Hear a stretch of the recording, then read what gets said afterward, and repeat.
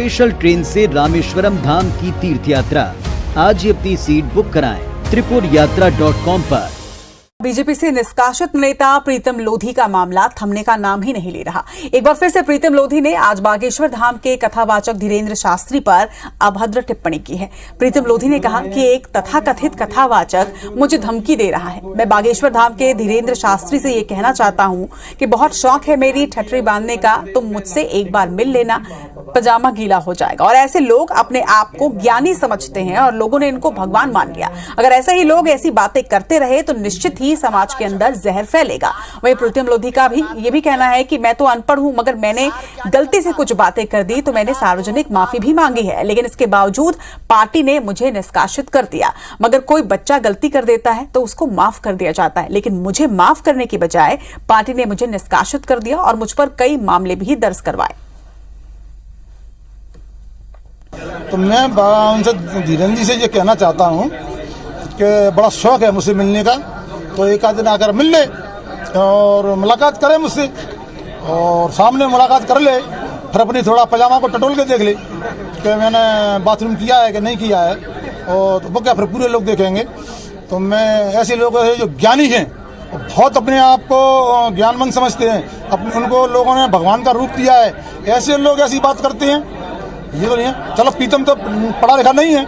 अनपढ़ है, अगर प्रीतम लोधी ने कोई बात कर भी दी तो प्रीतम लोधी ने माफी भी मांगी। तो क्या कोई गलती कर देता है बच्चा तो क्या उसको अपन माफ नहीं करते?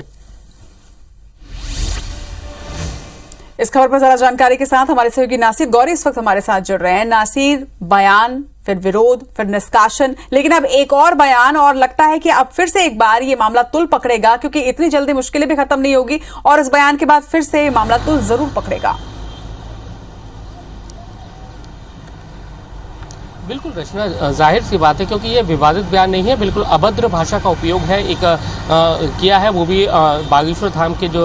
कथावाचक हैं धीरेन्द्र शास्त्री, उनके लिए इन्होंने जिस तरह की भाषा का उपयोग किया है वो अभद्र भाषा विवादित बयान से कई ज़्यादा है। लेकिन इस बयान के बाद अब देखेंगे कि हम दूसरे दिन कहीं ना कहीं ब्राह्मण समाज है वो भी खुलकर मैदान में आ जाएगा। लेकिन जिस तरह से जो ग्वालियर चंबल संभाग में एक हफ्ते से जिस तरह से जो चल रहा है, भाषा का दौर चल रहा है, अभद्र भाषा का दौर चल रहा है, कहीं ना कहीं उससे जो जातीय वर्ग है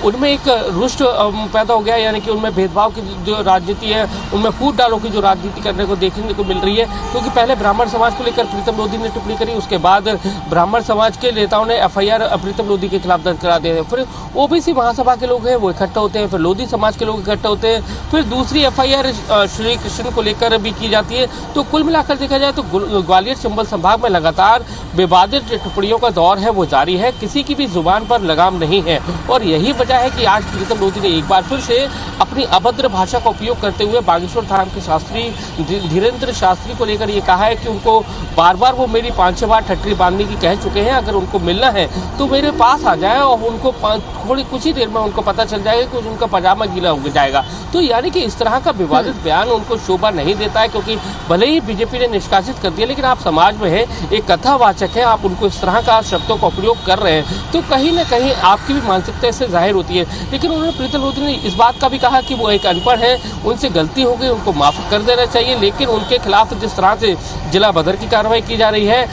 कई मामले दर्ज किए जा रहे हैं, उनको जान से मारने की धमकियां मिल रही है, तो कहीं ना कहीं वो इससे भी चुभुत है। तो कहा जा सकता है कि दोनों तरफ से लगातार जिस तरह से अभद्र भाषा का जो प्रयोग हो रहा है, तो कहीं ना कहीं समाजों में, जातियों में नफरत पैदा करने का दौर है ग्वालियर चंबल संभाग में लगातार जारी है। और ऐसे में कहीं ना कहीं देखने वाली बात यह है कि कोई इसको लेकर ग्वालियर का जिला प्रशासन ने भी नोटिस किया है और उन्होंने बाकायदा एक सर्कुलेशन भी जारी किया है कि कोई भी व्यक्ति अगर सोशल मीडिया पर या किसी भी जातियों को लेकर कोई भी अगर भाषा का प्रयोग करता है तो उसके खिलाफ कठोर कार्रवाई की जाएगी, धारा 144 के तहत कार्रवाई की जाएगी। लेकिन अभी भी जो अभद्र भाषा का दौर है वो खत्म नहीं हो रहा है। जिस तरह से प्रीतम लोधी ने अभी अभद्र भाषा का उपयोग किया और कहीं ना कहीं अब उसका रिएक्शन हमें कल देखने को मिलेगा, क्योंकि अभी जिस तरह के IBC 24 ने खबर दिखाई, उसके बाद जिस तरह से जो दूसरे समाज के लोग हैं वो इकट्ठा हो रहे हैं, उनका कहना है कि ये भाषा कहीं ना कहीं और भी ज्यादा अशोभनीय है और इसको लेकर एक बड़ा प्रोटेस्ट कल हमें देखने को मिल सकता है। निश्चित तौर पर नासिर, बयान तो आते ही रहते हैं, आरोप प्रत्यारोप का दौर भी लगातार राजनीति में हमेशा ही चलता है, लेकिन भाषा की एक मर्यादा जो है वो हमेशा ही रखनी चाहिए। तमाम बातचीत के लिए आपका बहुत बहुत शुक्रिया।